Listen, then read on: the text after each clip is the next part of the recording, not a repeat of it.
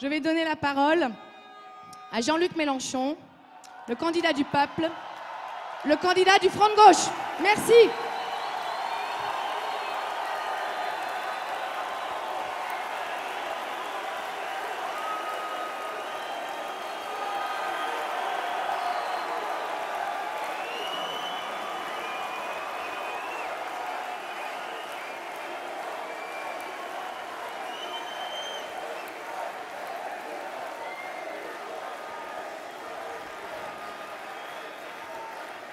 Merci à vous tous pour cet accueil si chaleureux et qui me transmet une énergie immense dans les fatigues de cette campagne.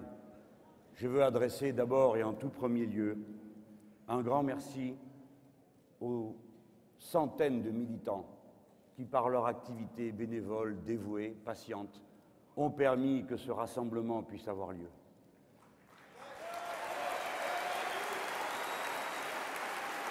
Nous qui n'avons rien d'autre que nous-mêmes, nous avons une nouvelle fois réussi à atteindre notre objectif. Je salue les 200 militantes et militants qui aujourd'hui, ce soir, assurent l'organisation de notre soirée. Je vous salue, vous tous, vous les internautes qui êtes, comme on a dit, 20 000, qui nous regardez, ainsi que les téléspectateurs de la chaîne LCI, puisque ce soir, nous sommes retransmis par LCI.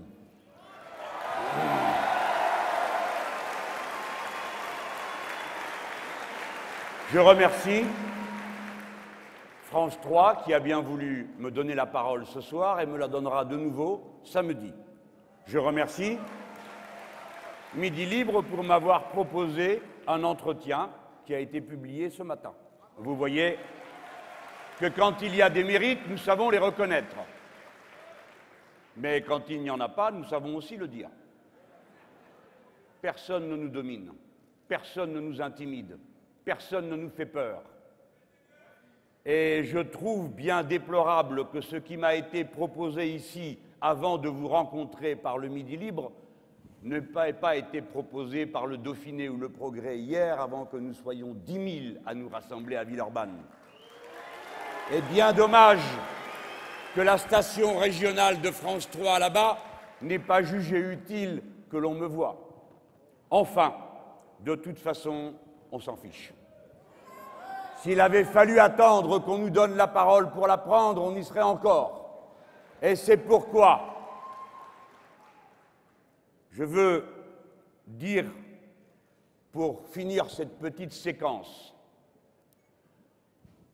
qu'il est tout à fait inutile de penser qu'en nous rejouant la pièce qui nous a été jouée en 2005, lorsque nous avions droit à des brèves dans les recoins des journaux, à quelques images fugitives, si l'on croit que c'est avec de tels procédés qui consistent à donner 70% du temps d'antenne au PS et à l'UMP, 75% du temps sur les radios, que l'on va parer à la marée qui monte là, il se fourre le doigt dans l'œil jusqu'au coude.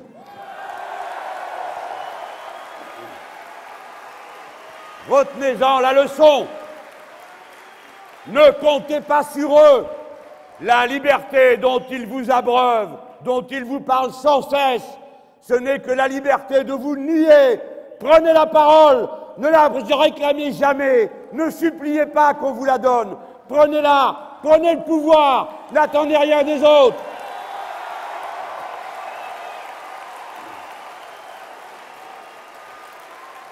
Mes amis, mes camarades, pour beaucoup d'entre vous, non, nous ne sommes pas une foule, nous sommes une assemblée.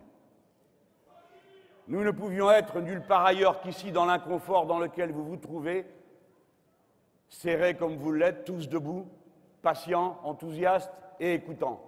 Vous n'êtes pas venus pour vous faire éblouir, ni pour vous faire ébahir. Vous êtes une assemblée de femmes, d'hommes, de citoyens conscients. Ce qui nous regroupe, ce n'est pas un homme, ni un candidat. C'est un programme, le voici, l'humain d'abord.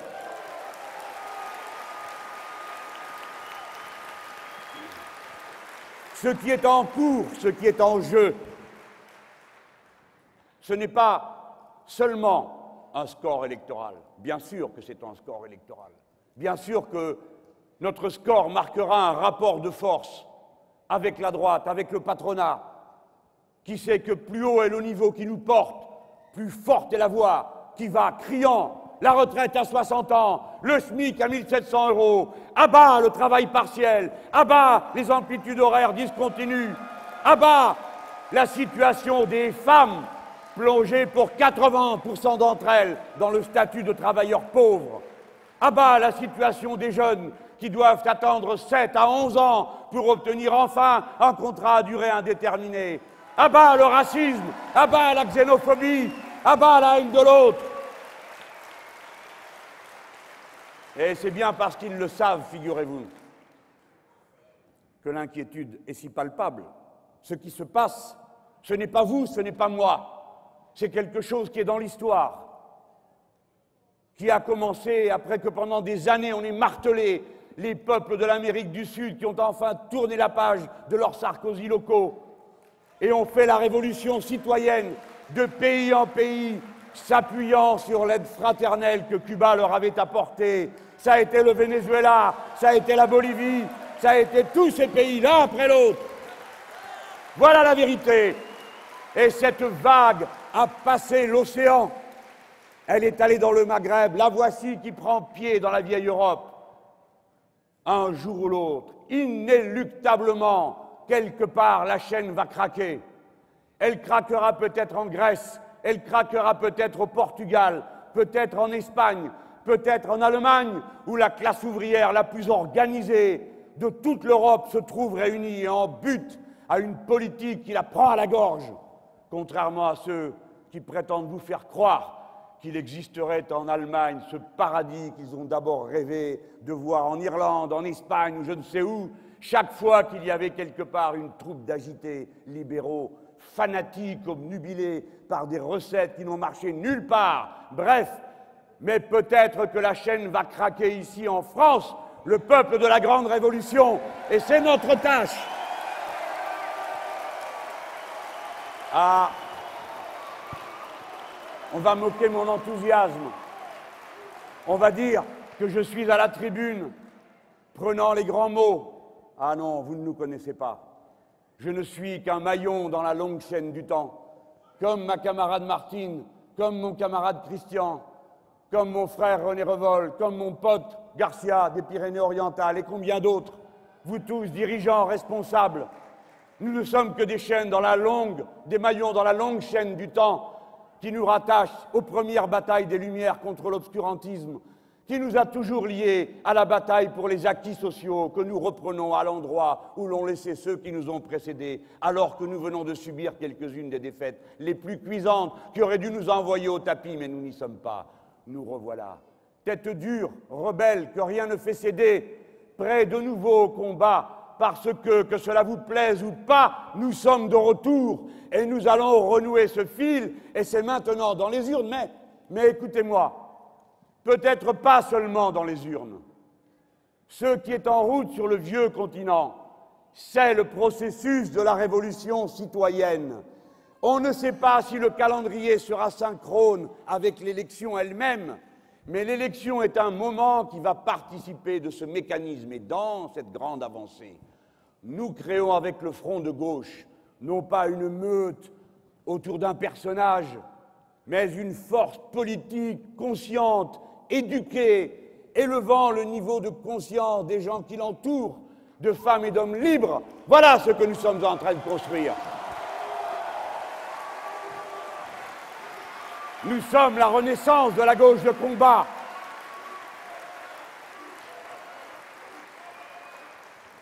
Et déjà, notre travail a commencé à marquer des points. Vous avez vu comme le vocabulaire a changé? Voilà que maintenant, de nouveau, on peut parler tranquillement de lutter contre le capitalisme sans que trop de monde ne s'évanouisse. Voilà qu'on peut de nouveau parler de classe ouvrière et dire quelle est la classe d'intérêt général dans ce pays, et que si elle décide de se mêler de ses propres affaires, comme elle est la plus nombreuse, alors c'est elle qui l'emportera, et qu'il suffit qu'elle prenne conscience de ses intérêts Ne vous laissez plus berner. Ayez la fierté d'être de cette classe.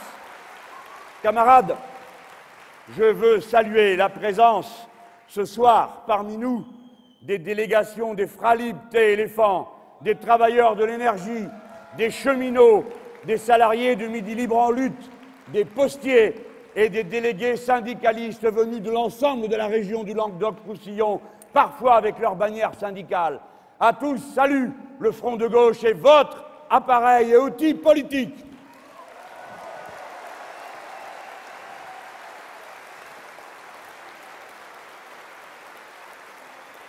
Et parce que nous avons appelé un chat, que nous nous sommes mis au travail avec courage et application, parce que nous n'avons pas eu peur de nommer les choses par leur nom, parce que nous avons parlé cru et dru quand il le fallait, parce que nous avons de nouveau levé l'idée que si on laissait faire, comme allaient les choses, dans cet état de sidération dans laquelle était une bonne partie de la gauche et tant de secteurs des médias, devant l'affreux serpent venimeux dont le balancement semblait hypnotiser tous ceux qui le regardaient. La Madame Le Pen, après le père et bientôt la petite fille, d'une génération après l'autre, parti de la haine, mystifiant, trompant.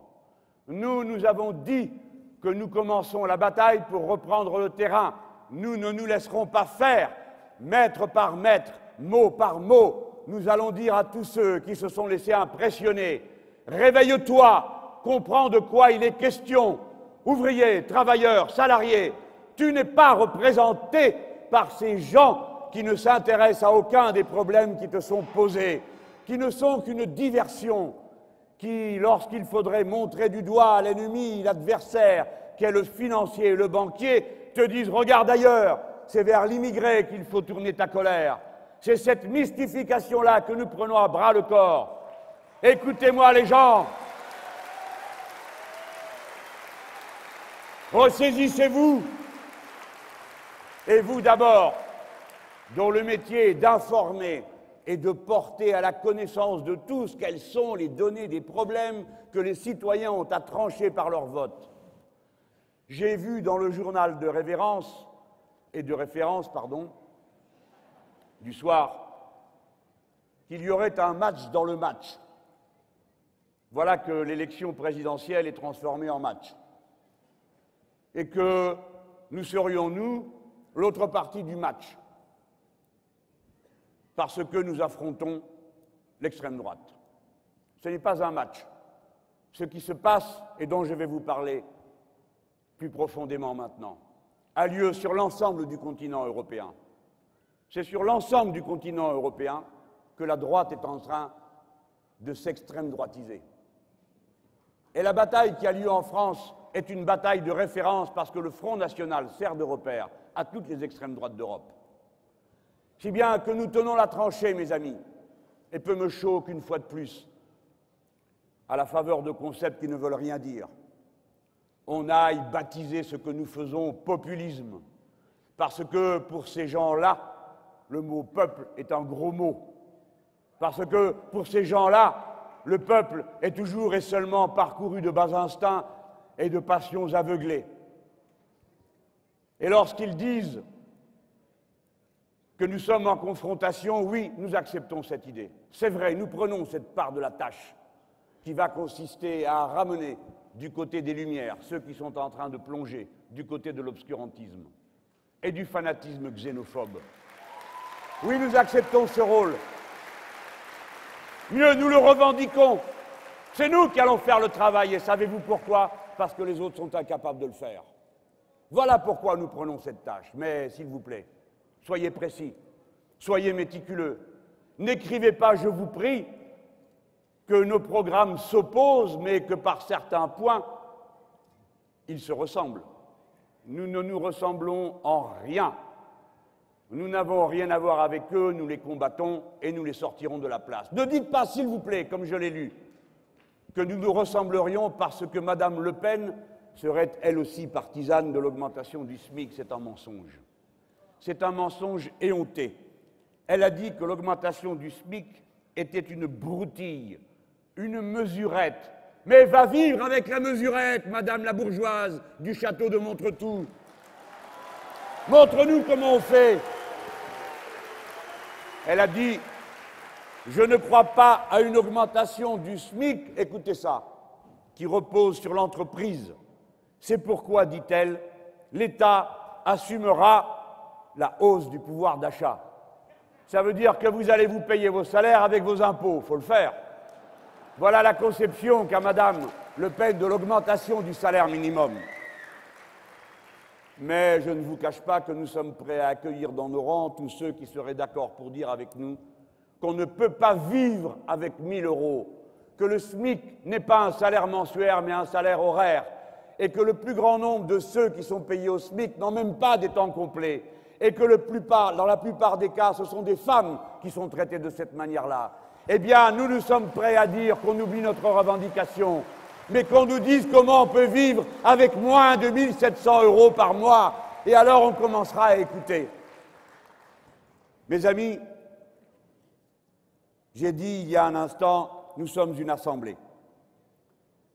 Et dans cette assemblée, nous avons un devoir, celui de venir d'abord nous transmettre l'énergie que nous nous communiquons les uns aux autres. Quand vous vous voyez si nombreux, je suis sûr que votre cœur bat plus fort.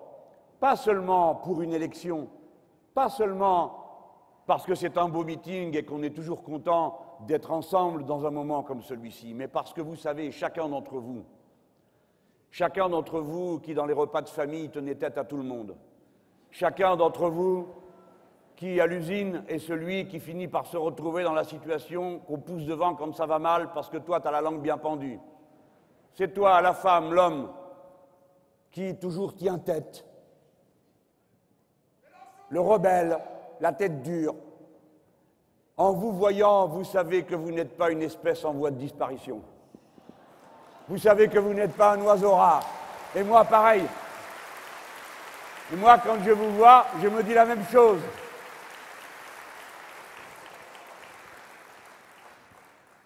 Dans un meeting, nous venons aussi apprendre les uns des autres.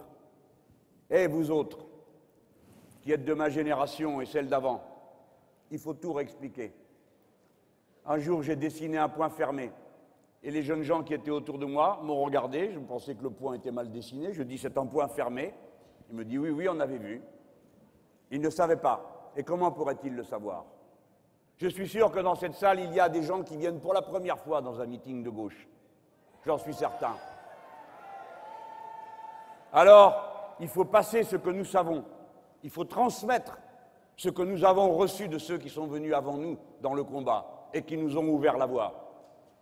Et maintenant, il va falloir tous que vous appreniez à vous reconnaître de nouveau par les symboles de votre rassemblement. Vous avez une main et elle est faite de doigts bien différents. Il y en a un qui est petit, l'autre qui est gros, un qui est plus grand que les autres, un peu comme nous sommes dans cette salle. Très différents, mais si différents que nous soyons, nous sommes semblables par notre humanité. Et lorsque nous nous rassemblons et que nous serrons ce que nous sommes, alors voici la force qui se rassemble. Voici votre signal de ralliement. Faites-vous signe les uns aux autres, avec vos poings fermés. Et ensuite, regardez cette salle de temps à autre. Il y a le drapeau de la patrie républicaine qui est là, et il y a nos drapeaux rouges. Moi, je n'aime pas ces salles de gauche où on ne voit plus de drapeau rouge. Je n'aime que les salles où nous avons le drapeau rouge. Et vous savez pourquoi? Savez-vous d'où il vient ce symbole? Je vais vous l'apprendre ce soir pour beaucoup d'entre vous. Les nôtres, quand ils se rassemblaient et que la troupe venait en face pour les disperser, au moment où on leur lançait le signal de se disperser, on levait le drapeau rouge pour dire « maintenant on va vous tirer dessus ».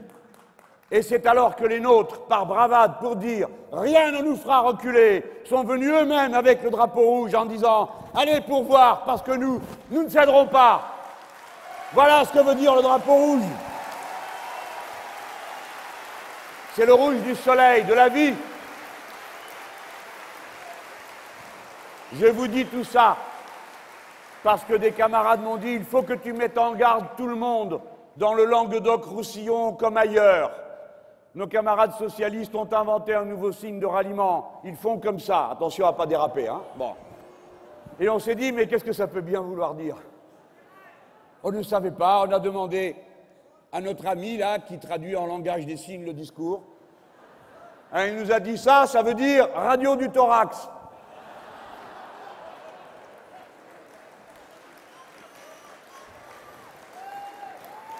Mes amis, j'ai dit hier ce que je vous redis à vous. Faites-vous faire une bonne radio du thorax si jamais vous avez un problème pour savoir que votre cœur est à gauche.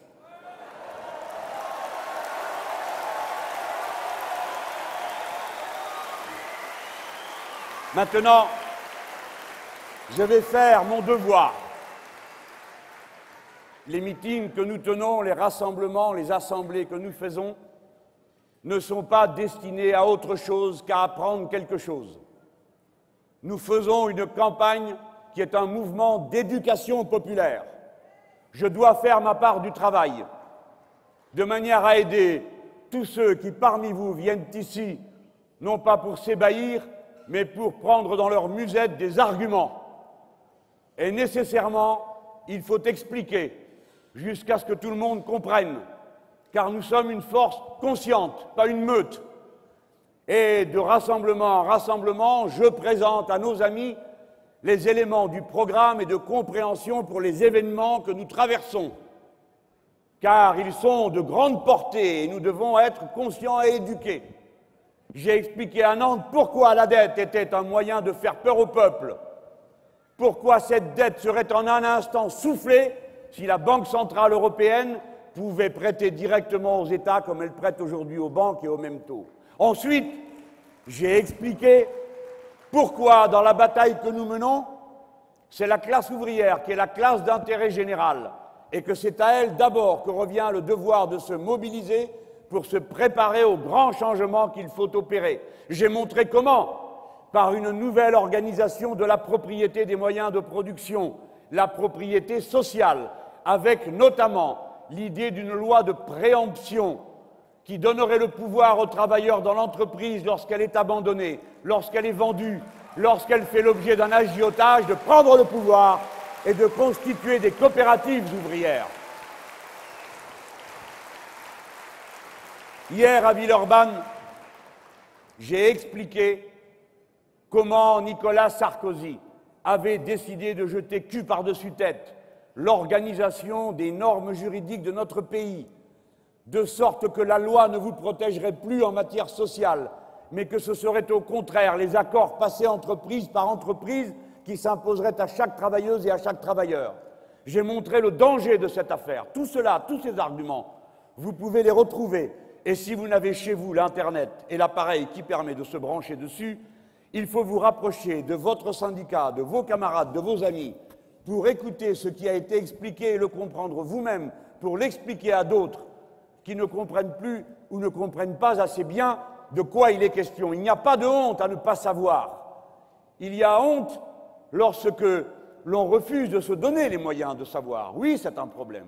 Alors, sans orgueil, sans prétention, les uns les autres, éduquez-vous, rapprochez-vous de ceux qui savent, les syndicalistes, les camarades, les professeurs, nos instituteurs, tous ceux qui sont de notre camp peuvent expliquer. Et ce soir, un travail m'a été confié qui a commencé hier, mais que je dois porter par ma propre voix.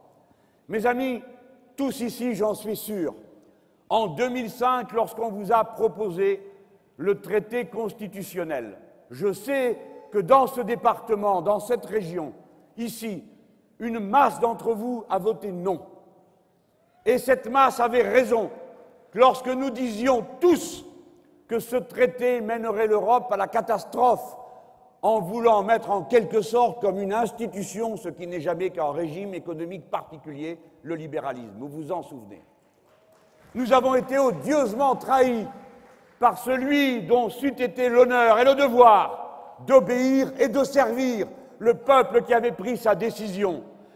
Monsieur le Président Nicolas Sarkozy nous a trahis en allant voir les autres chefs d'État en leur disant « je fais mon affaire des Français ». Il a pris le traité constitutionnel contre lequel vous avez voté il l'a découpé en petits morceaux, il l'a mis dans un sac, il a secoué, il a jeté sur la table ce qui sortait, ils ont tout collé et ça s'appelle traité de Lisbonne. C'est le même. Mais cette fois-ci, ils ne l'ont pas mis au référendum. Ils ont été le faire voter en congrès à Versailles. Mais vous tous ici, comme nous au Front de gauche, et nous sommes la seule force de gauche à vous parler de cette manière, nous sommes restés fidèles à notre nom de 2005. Nous continuons à penser que cette organisation de l'Europe nous conduit à la catastrophe. À la catastrophe. Nous n'avons jamais voulu faire l'Europe pour que ce soit ça. Nous avons voulu faire l'Europe sociale, l'Europe environnementale, l'Europe où les travailleurs se tiennent serrés entre eux, solidaires. Voilà, mes amis, ce que nous avons voulu faire et que nous continuons à vouloir faire.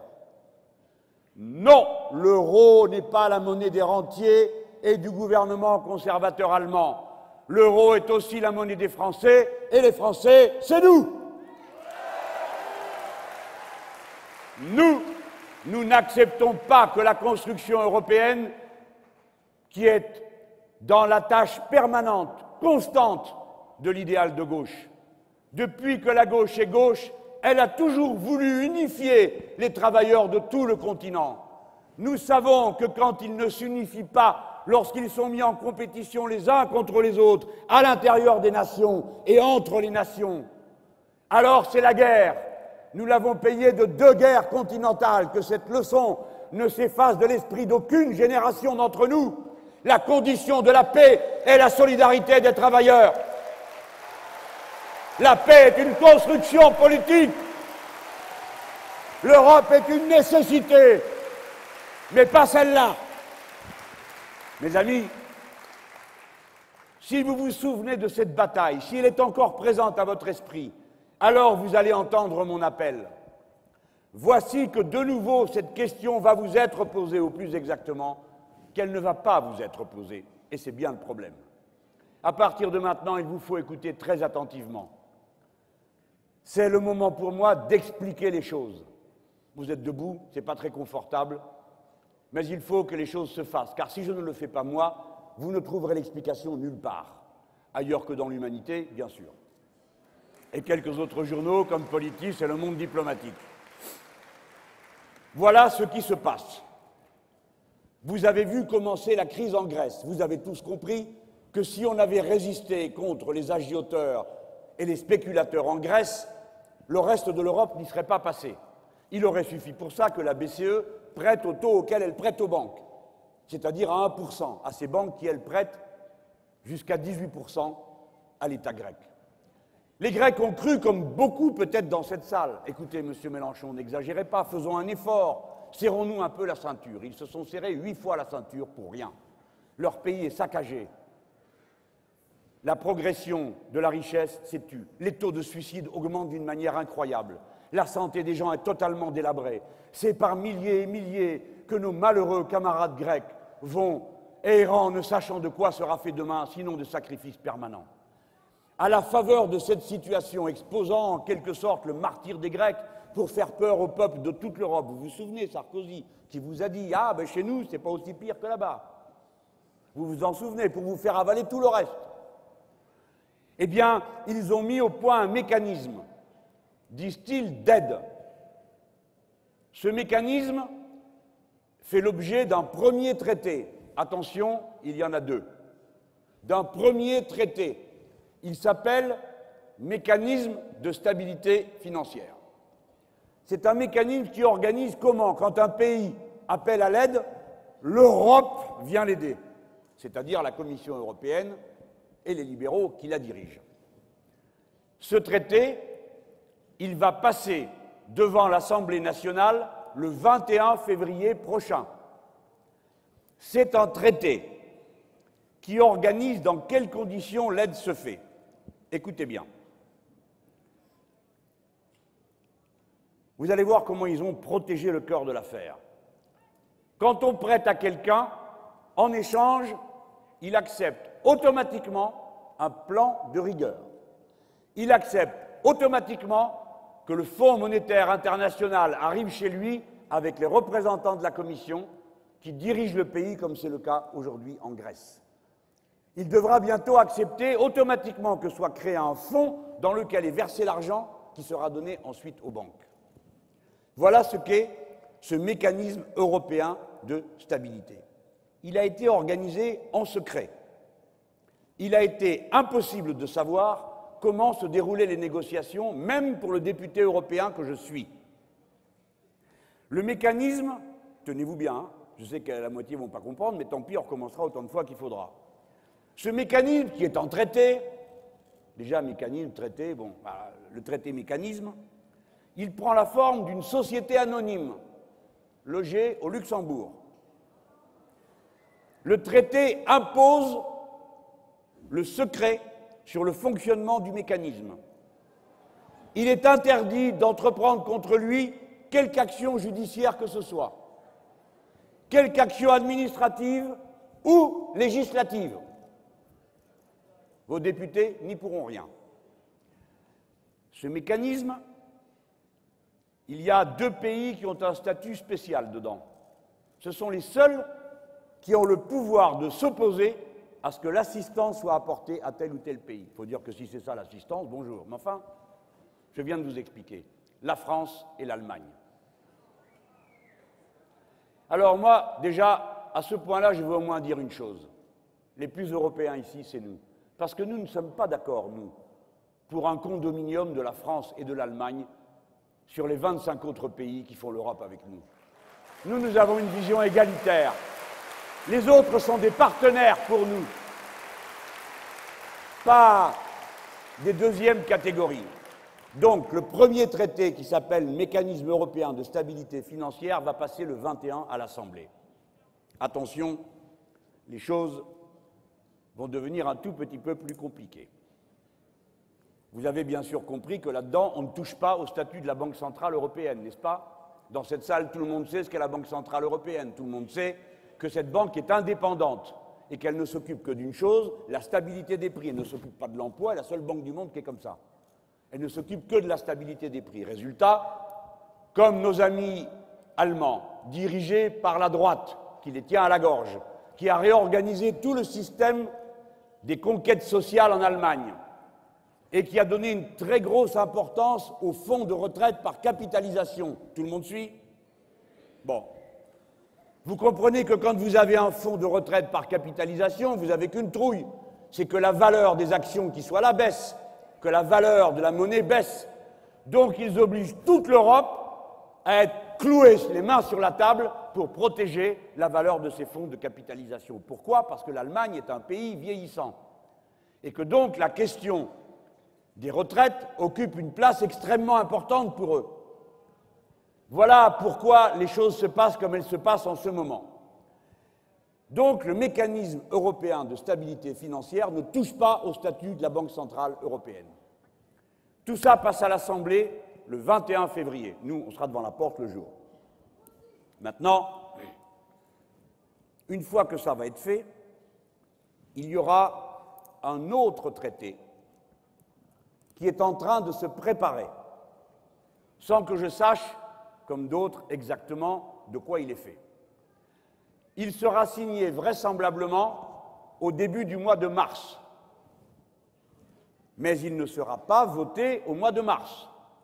On pense qu'une fois qu'il aura été signé, et cette signature a de l'importance, car nous ne sommes pas des irresponsables, nous savons très bien que quand le président de la République française signe un traité, même s'il n'a pas encore été ratifié, notre pays est engagé. Nous n'avons pas l'intention qu'on remette en cause tout ce qui a été signé avec nous, si c'est nous qui gouvernons. Donc nous nous comportons d'une manière raisonnable et responsable. Donc Sarkozy va signer. C'est un problème, car nous ne sommes pas d'accord avec ce qu'il y a dans ce traité. Qu'est-ce qu'il y a de très grave dans ce traité? Vous vous souvenez qu'il est interdit d'avoir des déficits supérieurs à 3% de la richesse produite par le pays. Aucun pays n'y arrive. Tout le monde est étouffé. Tout le monde suffoque. Et on dit, ah, mais si vous voulez avoir moins de déficit, baissez vos dépenses. Ah, lesquelles? Où y a-t-il trop d'instituteurs? Où y a-t-il trop de policiers? Où y a-t-il trop? Où? Dites-nous! Personne n'est capable de le dire. Si bien que c'est le service public qui recule partout. Mais que se passe-t-il quand l'État dépense moins? Naturellement, l'activité se contracte. Vous voyez bien. Ne prenons qu'un exemple. Moins de fonctionnaires ici ou là, c'est moins de paye qui arrive à la maison. Donc, moins de possibilités d'aller acheter ce dont on a besoin. Et surtout, moins d'opportunités de dépenser intelligemment, en allant du côté de ce qui est écologiquement soutenable, pour ne prendre que cet exemple. Bien. Si alors la situation est comme je viens de le décrire, quel est le sens de la folie qu'ont trouvé ces gens, puisqu'on n'arrive déjà même pas à ces 3%, qui contractent l'activité, qui donc font baisser les recettes fiscales, qui donc poussent à ce que le déficit du budget augmente puisqu'il y a moins de recettes. Et que quand le déficit augmente, eh bien naturellement, il faut aller emprunter, donc la dette augmente. Et à ce moment-là, vous avez les agences de notation qui viennent, pimpon, le soi-disant thermomètre qui vous colle la fièvre et qui vous dit « Ah, mais vous avez trop fort serré la gorge des gens, vous n'allez pas avoir assez de recettes fiscales. Donc quoi que vous fassiez, vous êtes marron. » C'est ça qui se passe en ce moment, à 3%. Eh bien, eux, ils ont décidé que 3%, c'était encore trop. Ça sera 0,5% de déficit autorisé. C'est la mort garantie. Voyez-vous, ce qui est absurde dans cette idée, c'est qu'il l'ait eu, c'est qu'il le propose pour notre avenir. Je sais que c'est compliqué, c'est de l'économie, mais je suis sûr que tout le monde va maintenant s'emparer de cette affaire pour bien la comprendre. C'est ça qu'il y a dans le traité qui sera signé en mars.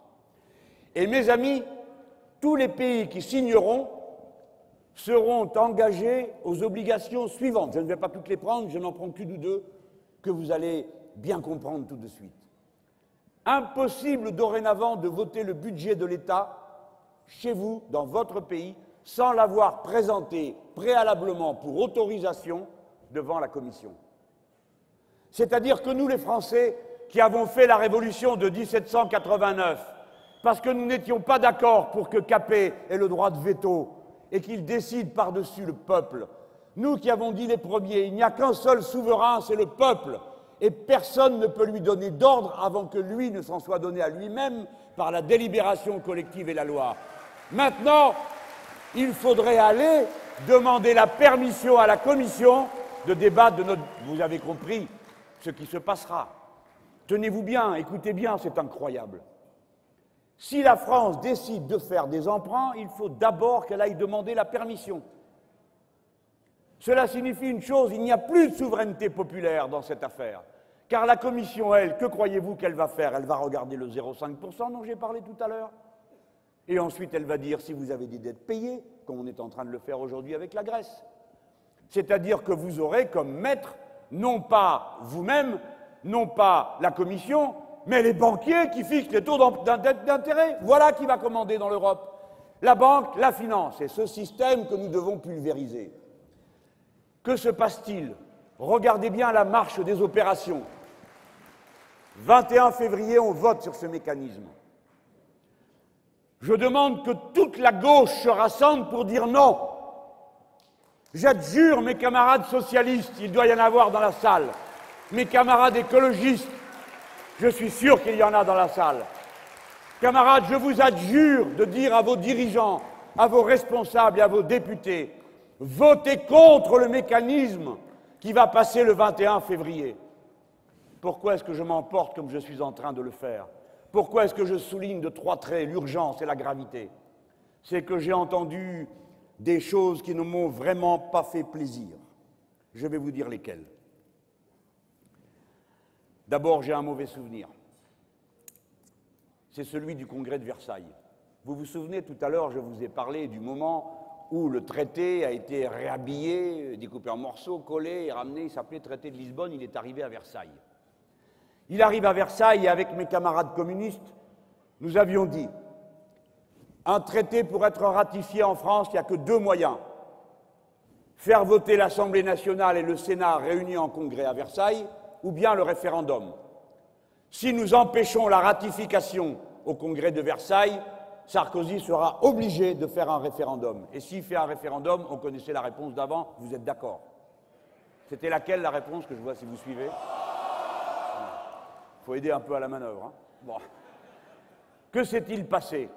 Pour avoir une majorité, Sarkozy avait besoin du 3/5 des membres de l'Assemblée qui étaient réunis ce jour-là. Moi, j'étais militant du Parti socialiste à ce moment-là, avec 115 autres parlementaires socialistes. J'ai voté contre le traité de Lisbonne. Mais je sais qui a voté pour, 36 d'entre eux, avec les radicaux et avec les députés verts. Écoutez les amis, ne huez pas, il faut réfléchir. Mais le plus grave, c'est même pas cela. Après tout, c'est les autres, ceux qui se sont abstenus. Je sais qui. Et vous aussi. Il y a des listes. J'ai un mauvais souvenir. Je l'avais dit à l'époque à François Hollande. C'est pas correct. On venait de décider que la parole du peuple français et sa volonté seraient respectées.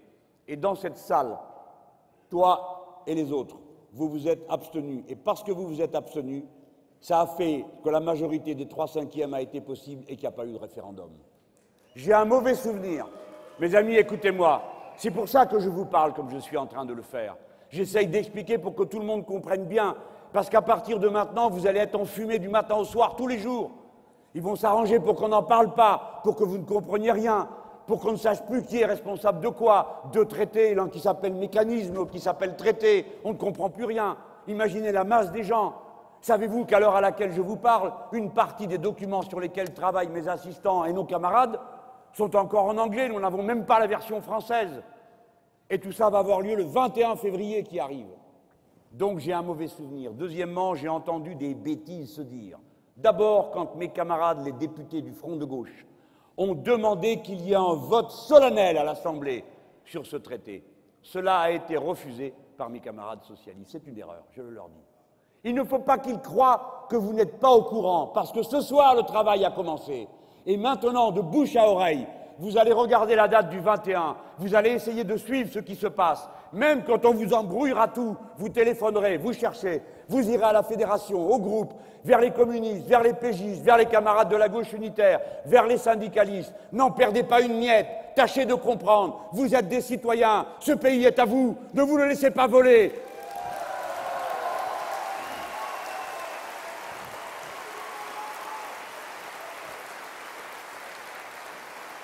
Je suis inquiet. Je ne le dis pas pour créer des tensions que je ne souhaite pas.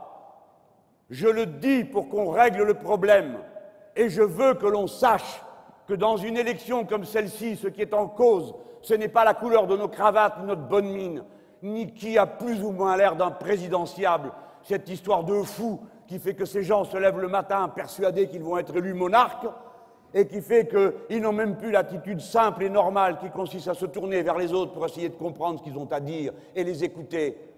Je vais vous dire la chose suivante, je suis inquiet, je veux convaincre, je vous demande de faire pression sur l'ensemble de nos amis à gauche pour qu'ils réalisent que c'est une bêtise d'avoir dit, comme l'a dit Pierre Moscovici, notre démarche ne tourne pas le dos à la philosophie de la discipline budgétaire, a-t-il dit.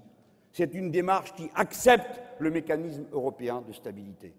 Eh bien, nous le refusons. Et nous leur demandons de ne pas faire la bêtise d'accepter de mettre le doigt dans cet engrenage terrifiant que je viens de vous décrire. Voilà ce que veut dire votre bulletin de vote, bon sang.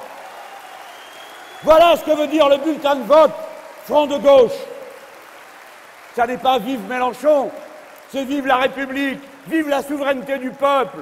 Vive l'Europe des travailleurs et pas celle du capital.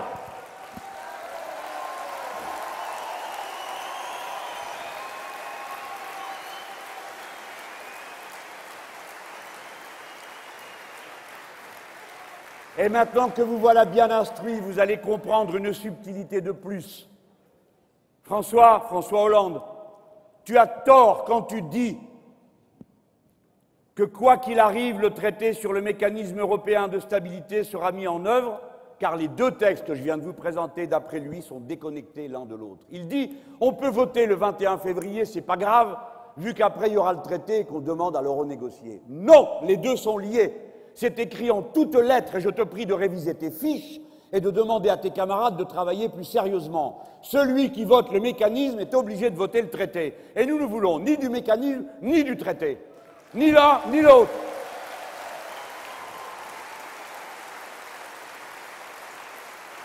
Je vais vous en donner la preuve. Écoutez, c'est clair quand même. Pointing out that the guaranteeing of assistance in the framework of new programs under the European Stability Mechanism will be conditioned. Eh ouais, c'est la langue de l'occupant.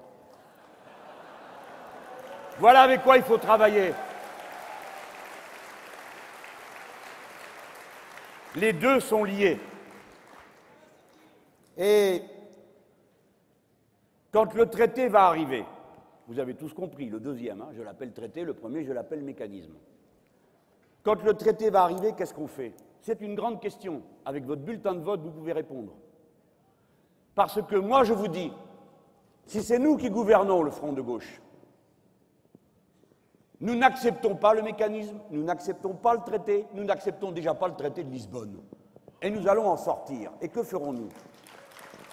Comme la parole de la France a été engagée, et que nous respectons nos partenaires, que les Français ne sont pas des gens qui se dénient les uns les autres, nous dirons voici, j'ai été élu pour qu'on en vienne à une autre Europe, l'Europe sociale. Celle que vous nous faites là ne nous convient pas. Et nous sommes la France, la deuxième puissance économique du continent, la 5e du monde. Nous sommes bientôt les plus nombreux sur le vieux continent. Personne ne fait l'Europe sans nous, et d'ailleurs personne ne pense à le faire. C'est la raison pour laquelle je convoquerai le peuple français pour qu'il vote suivant ce qu'il a fait la dernière fois, sans que ce soit moi qui les convoque, en référendum.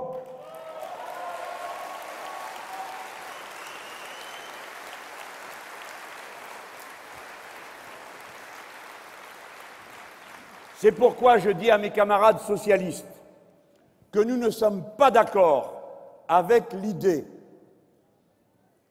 qu'a exprimée le candidat socialiste, qui dit « On ne va pas faire un référendum pour un traité qui ne marque pas une vraie rupture, comme pouvait l'être le traité de Maastricht. » Eh bien si, il faut en faire un. Parce que sinon, cher François, nous ne comprenons pas ce que tu nous dis quand tu dis « Nous allons renégocier le traité ». Pour renégocier un traité, on commence par voter contre, pour dire qu'on n'est pas d'accord. On n'a jamais vu qu'on renégocie un traité en commençant par dire qu'on s'abstient. Mais c'est ce qu'ils font. C'est ça qu'ils ont fait au Parlement européen.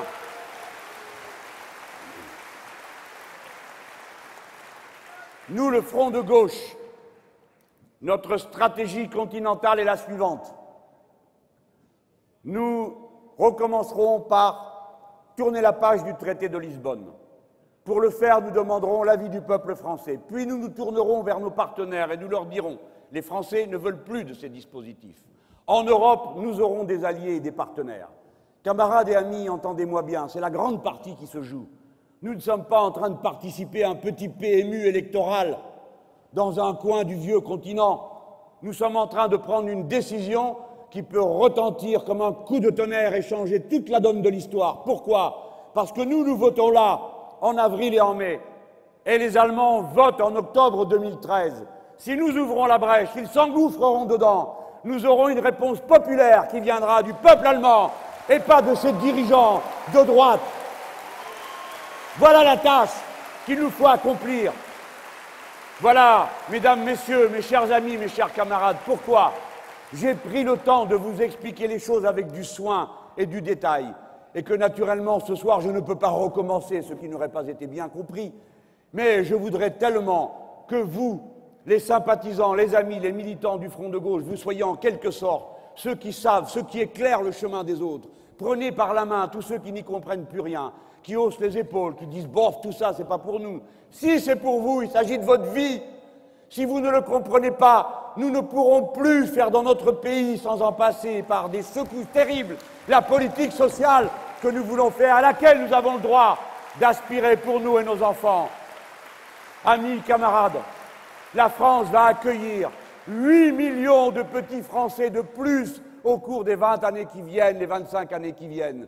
Nous devons impérativement construire des écoles, embaucher des institutrices et des instituteurs, former des professeurs. Nous avons besoin de centres de soins, pas par idéologie, encore que ça suffirait, mais parce que c'est la vie qui est là, qui pulse et qui nous crée des devoirs. Nous avons absolument besoin de construire 200 000 logements sociaux par an. Il nous faut de l'argent pour cela. Il nous faut donc aller le chercher là où il se trouve. Il est impossible de le faire si nous acceptons ce foutu traité et ce maudit mécanisme de soi-disant stabilité. Voilà pourquoi j'ai voulu que tout ça soit dit et détaillé. Alors vous comprenez maintenant pourquoi la partie est si violente. Oubliez un peu votre maigre feuille de paye. Et imaginez-vous que vous êtes dans le bureau du trader qui voit passer des titres de dette chargés de 18% d'intérêt. Vous qui placez misérablement sur votre livret A vos 3 picaillons à 2,5%. Que si quelqu'un vous proposait du 18, je suis sûr que vous y allez. Regardez comment ces prédateurs sont là. Vous croyez qu'après s'être bien gorgés en graisse, quand ils regardent la France, fruit autrement plus juteux, et vous verrez demain l'Allemagne aussi, parce qu'elle n'est pas dans la situation que croit M. Sarkozy. L'Allemagne est un pays qui va bientôt rencontrer les limites du modèle qu'elle a mis en place, qui est tout entier tourné vers l'exportation. Mais si nous sommes tous pris à la gorge, si nous ne pouvons rien acheter, si nous ne pouvons rien dépenser, qui va acheter ce qu'ils produisent, eux, vu que c'est tout le reste de l'Europe qui le consomme pour l'essentiel? Donc nous allons tous être étouffés en même temps. Voilà, mes amis, quand vous regardez ces gens qui se préparent à se gorger sur le vieux continent, vous comprenez pourquoi ils sont âpres, et qu'ils savent que vous allez vous défendre, et qu'ils savent que la colère monte, mais elle est confuse, on ne comprend rien, de quel côté se tourner, les actions augmentent, baissent, la bourse augmente, baisse, la monnaie n'est pas bonne, la monnaie n'est pas là. Si, M. Sarkozy arrive, il a sauvé la planète, le monde, la galaxie, voici Mme Merkel, elle rentre, elle sort. Et alors, les citoyens absolument ébahis regardent ça, ne comprennent plus rien. Mais chaque fois qu'arrive la crise, chaque fois que le capital sait que le travail ne va plus accepter, parce que le capital vous a déjà pris au cours des 25 dernières années 10 points de plus de la richesse du pays, celle qui a été transpirée par les travailleurs qui ont fait des progrès tous les ans de 3% de productivité et qui se tuent à la tâche dans des conditions de management que vous connaissez, qui fait que la souffrance au travail s'est répandue de partout et sont étranglés en quelques heures parce que la monnaie annule par la valeur qu'elle a tous leurs efforts et fait que le commerce extérieur français n'est malade que d'une seule chose, du prix de l'euro. Voilà la situation. Ils savent que vous ne le supporterez pas au-delà d'un certain point. Pour l'instant, ils ne vous ont pas encore infligé les défaites auxquelles ils pensent. Copé a dit « Ah ah, nous avons ouvert une brèche avec les retraites. Eh bien maintenant, nous allons continuer avec le temps de travail. » Voilà ce qu'il prépare. Je ne recommence pas ce soir l'explication que j'ai faite hier soir sur la hiérarchie des normes. Entreprise par entreprise, chacun d'entre vous devant son patron. Voilà leur rêve, voilà ce qu'ils veulent faire. Vous comprenez pourquoi il faut qu'ils vous enfument, pour que vous le supportiez et que vous ne le voyiez pas arriver. Et comme d'habitude, comme chaque fois que le problème se pose, il faut détourner vos regards, il faut attirer votre attention d'un autre côté. Voilà qu'on commence à vous dire, comme vous le savez, que le problème, ce n'est pas le financier, c'est l'immigré. Alors c'est le moment de mettre les pendules à l'heure. Vous savez, M. Guéant nous a outrageusement insultés. Il a dit que nous, la gauche, après il est allé voir un groupuscule d'extrême droite, et il leur a dit, comme vous le savez, qu'il y avait que toutes les civilisations ne se valaient pas. Ce monsieur est un ignorant. Il applique la théorie nord-américaine paranoïaque de la guerre des civilisations, du choc des civilisations. Et qu'est-ce qu'il a mélangé? Il a essayé de faire croire que les civilisations, c'est des blocs avec des bords comme ça, vous voyez. C'est pas vrai. Les civilisations, ça se chevauche, ça s'entremêle. Leur idée est que dans chaque civilisation, il y a une culture. Et dans cette culture, il y a une religion. C'est ça qu'il y a dans le bouquin de Samuel Huntington. Et donc, comme nous ne pouvons pas nous supporter parce que nous sommes censés être tous organisés autour d'une religion, nous n'avons d'autre choix que de nous taper dessus. Et ça, c'est le premier jour que Nicolas Sarkozy l'a dit. En août de l'année 2007, il a dit que le premier danger qui pesait sur le monde, il venait de se l'inventer, c'était le choc entre l'Occident et l'islam. C'est lui qui l'a dit. Eh bien moi, ici, moi qui suis, comme vous le savez, un Maghrébin français, né de l'autre côté, je proclame que nous n'avons aucune espèce de problème avec aucune religion du moment qu'elle reste à la maison et dans le cœur de chacun. Je proclame que nous sommes tous semblables. J'ouvre mes bras en frères à tous ceux qui veulent partager la lutte avec nous. Je ne m'occupe ni de sa religion, ni de sa couleur de peau. Pour aimer la France, il suffit d'aimer sa devise, quelle que soit sa couleur ou sa religion, liberté, égalité, fraternité.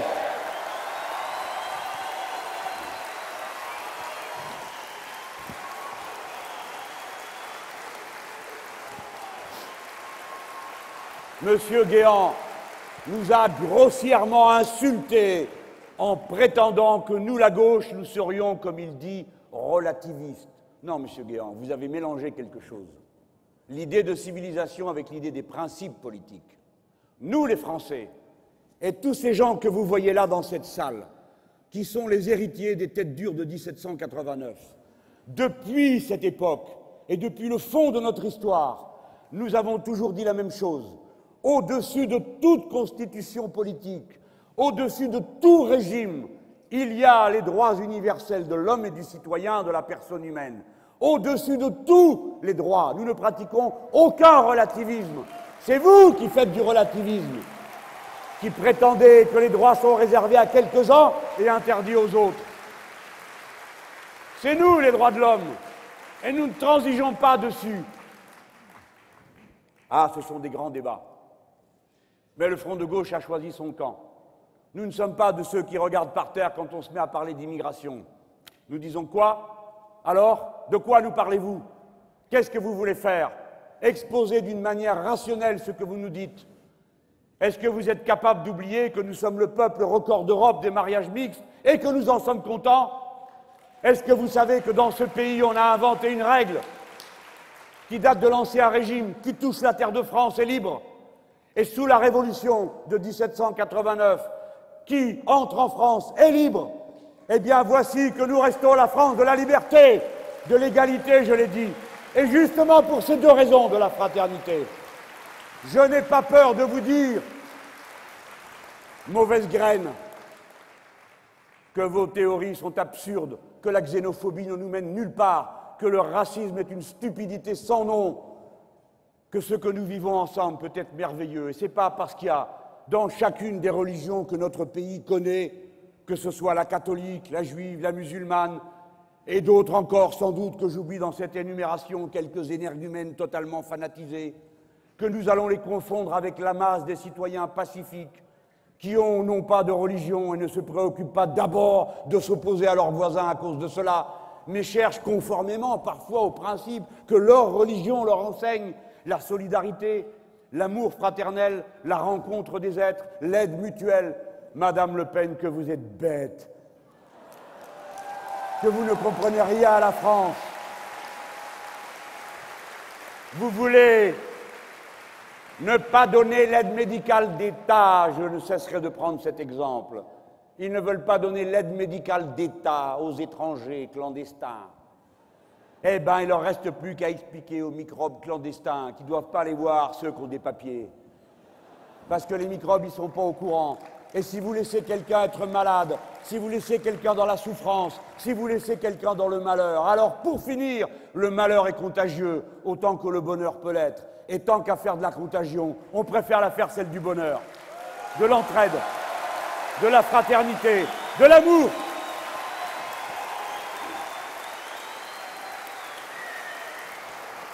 Dans toute l'Europe, la droite, et pas seulement en France, est en train de s'extrême droitiser.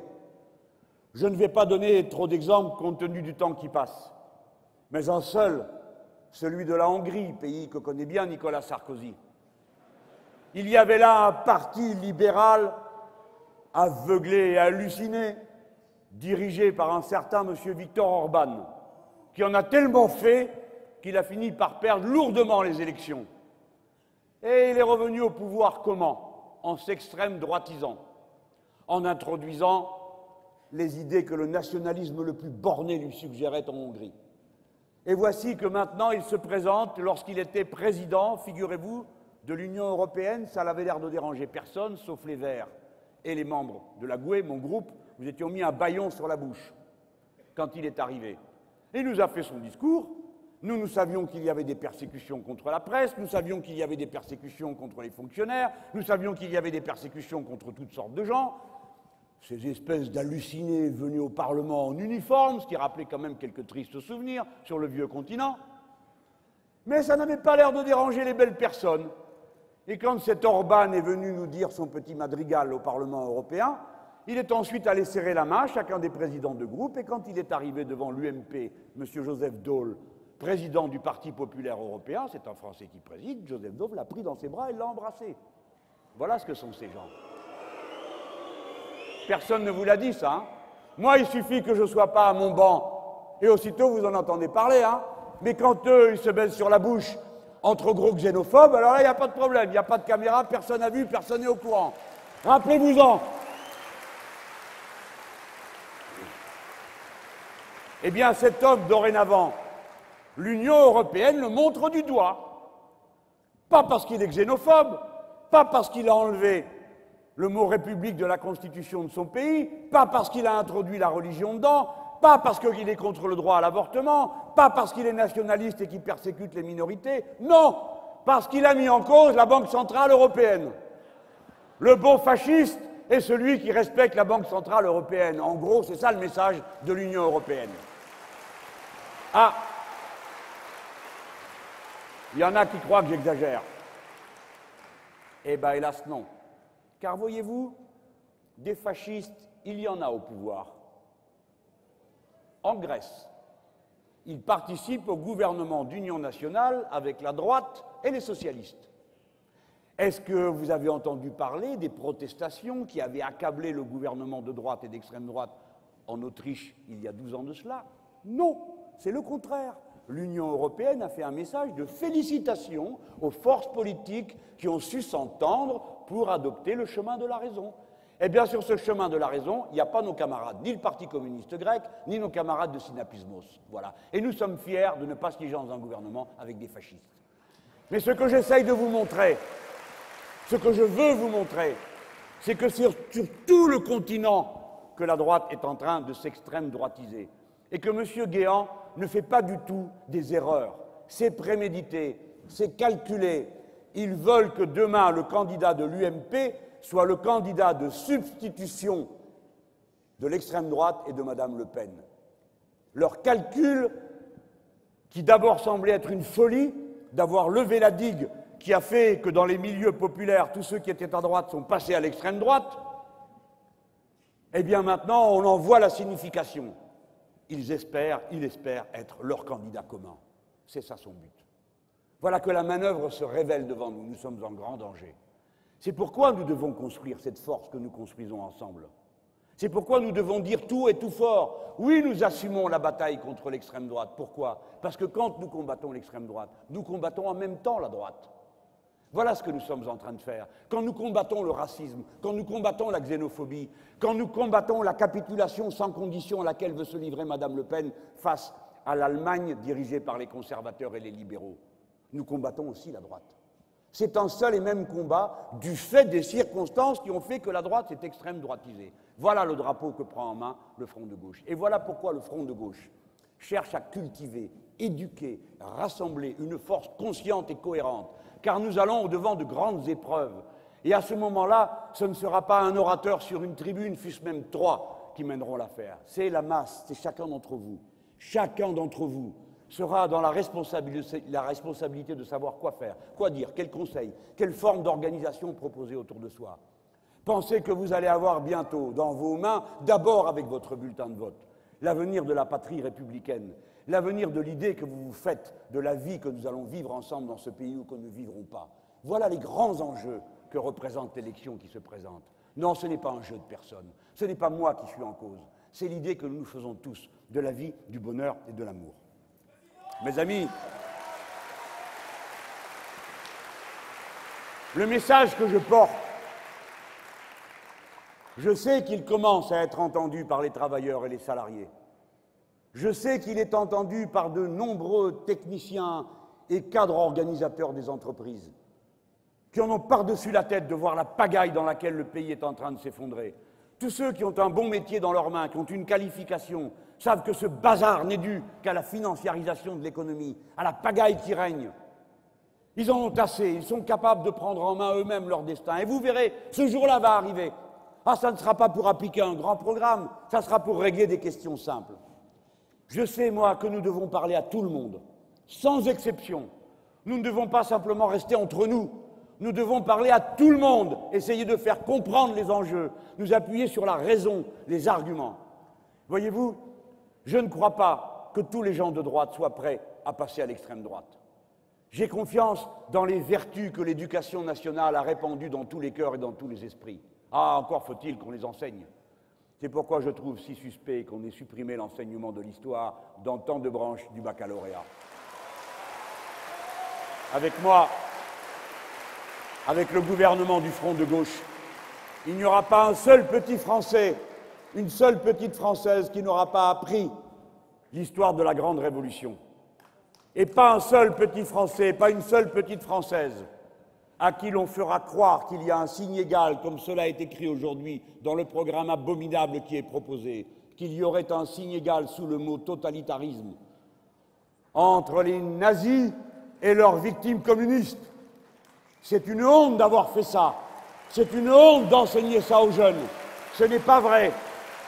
20 millions de soviétiques sont morts pour nous aider à nous libérer des nazis. Nous leur devons la reconnaissance et les militants communistes ont été les premiers à défendre la patrie contre l'envahisseur nazi. Vous voyez comme on va d'un sujet à l'autre et que tout ça, c'est tout temps. J'en étais tellement convaincu que ce soir, j'ai décidé de vous lire une brève lettre, mais je veux que vous l'entendiez. C'est une chose incroyable qui m'est arrivée. Vous savez, maintenant, les gens me reconnaissent partout. Ils me donnent des papiers, des choses, ils me parlent. J'étais dans le train ce matin pour venir ici. Et dans le train, les camarades qui m'entourent font toujours très attention à qui est autour. D'abord parce que je parle fort, je suis d'humeur moqueuse entre deux meetings, et puis parce qu'il faut faire attention pour les raisons que vous devinez. Ce n'est pas que je sois si populaire partout. Quand je suis avec vous, ça va, on est au calme, mais ce n'est pas vrai partout. Il y avait quelqu'un qui était assis à l'autre bout du train. Je vous donne ma parole d'honneur que ce que je vais vous lire m'a été donné par cette personne. Il est passé près de moi et il m'a dit « Tenez, c'est pour vous ». J'ai pris le papier, je l'ai lu, je vais vous le lire. Et j'étais bouleversé. Et je me suis dit, cet homme, il a passé une barrière pour me donner ce papier. Alors j'ai essayé de le rattraper, il allait boire un café, on s'est recroisés. Je lui ai pris la main, je lui ai dit, merci, vous m'avez beaucoup touché. Et lui me regardait, un peu pris, ne sachant que dire, ni... Vous allez voir pourquoi. Monsieur, j'ai toujours voté, toujours à droite, comme mes parents, et loin sans doute la génération qui m'ont précédé. Pour moi, le besoin de liberté primait tout, même la nécessité d'égalité. Je pensais qu'il y avait un pont à travers la fraternité. Je suis un modeste avocat qualifié d'affaires. Je passe ma vie avec des chefs d'entreprise pour vendre et acheter des sociétés. Et pourtant, 3 petits points. J'hésite à voter pour vous, j'y suis presque. Je vois chaque jour le pont de la fraternité s'écrouler. La liberté sans limite de quelques-uns rompre le contrat social en bafouant l'exigence d'équilibre et d'un minimum d'égalité. J'ai 4 enfants et je souhaite qu'ils puissent vivre et s'épanouir dans une démocratie. Sans changements radicaux par les urnes, notre pays et l'Europe seront terre de révolution ou de nouveau fascisme. Bon courage à vous, citoyens, car je ne passerai jamais aux camarades, d'où mon hésitation. Signé Jean-Pierre.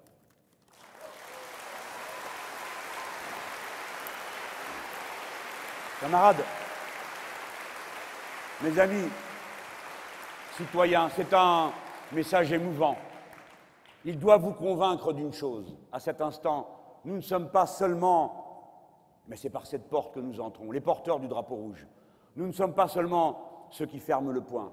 Nous ne sommes pas seulement ceux qui, voyant le drapeau bleu-blanc-rouge, s'identifient surtout au rouge. Nous parlons pour tous. Notre combat est un combat d'intérêt général. Nous sommes le camp de cet intérêt général. Parce que nous sommes ceux qui ont compris qu'il n'y a qu'un seul écosystème compatible avec la vie humaine, donc il y a un intérêt général humain, donc nous sommes tous semblables, donc il faut en délibérer, et ne pas dire seulement ce que chacun croit bon pour lui, mais ce qu'il croit bon pour tous. Voilà pourquoi nous sommes républicains. Et voilà pourquoi nous croyons que ce qui est bon pour tous ne peut l'être qu'à condition que tous accèdent avec les mêmes moyens aux mêmes droits. Voilà le message que nous portons est ferme. Il est parfois dur. Et ma manière de l'incarner est volontairement destinée à donner à voir que je porte en moi le courage que vous avez eu tous, chacun dans votre vie, pour être rendu au point où vous voici rassemblés dans cette salle, délégués syndicalistes, militants de toutes les causes.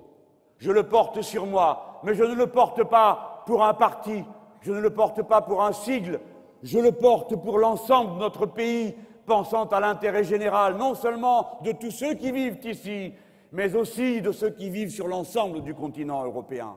Voici ce que nous incarnons, l'intérêt général qui est aujourd'hui de gauche, parce qu'il est partageux. Il faudra partager de gré ou de force, la force de la loi que nous allons faire voter. Amis, il faut finir, d'autant que le compteur a dû se bloquer. J'ai un message après vous avoir dit tout cela. N'oubliez jamais, vous n'êtes pas en exil dans votre propre pays. La France est à vous. C'est notre patrie. Et elle est notre patrie pour une raison qui ne doit rien au nationalisme, rien à l'ethnicisme. Elle est notre patrie pour les trois mots qui la désignent, la liberté, l'égalité et la fraternité. Et on ne demande rien de plus pour être français.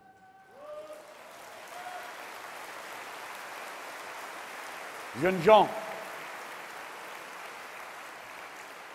moins durement que quelques-uns d'entre vous, moi aussi, j'ai été un bico. Moi aussi, j'ai été un bougnoul. Moi aussi, je suis arrivé en me demandant qu'est-ce que c'était que ce pays dont mes parents m'avaient parlé avec tant de ferveur et que je voyais parfois traverser de sentiments si bas. Mais j'ai reçu des miens comme vous des vôtres. Non seulement de mes instituteurs, puisque je l'avais à la maison, l'amour de quelque chose qui permet de regarder plus haut que l'horizon. Et maintenant que je suis ici à Montpellier, que je sais qu'il y a dans ce département tant de gens qui sont venus de l'autre côté, ils comptent sur moi pour dire quelque chose. À toute la Méditerranée, la guerre est finie. Paix entre nous. Amour. Ces enfants sont nos enfants. Nous les avons ensemble. La guerre est finie. Madame Le Pen, la guerre est finie. La guerre est finie. Nous ne vous laisserons pas recommencer ici, vous et votre père, la sale besogne que vous avez fait là-bas, poussant les uns contre les autres dans la haine et le crime. Vous ne recommencerez pas ici. Vous ne recommencerez pas ici. Vous ne recommencerez pas.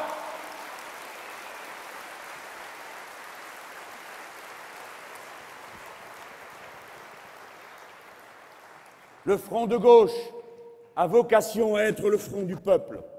Le peuple. Vous savez qu'on m'a accusé d'être trop intellectuel avec vous.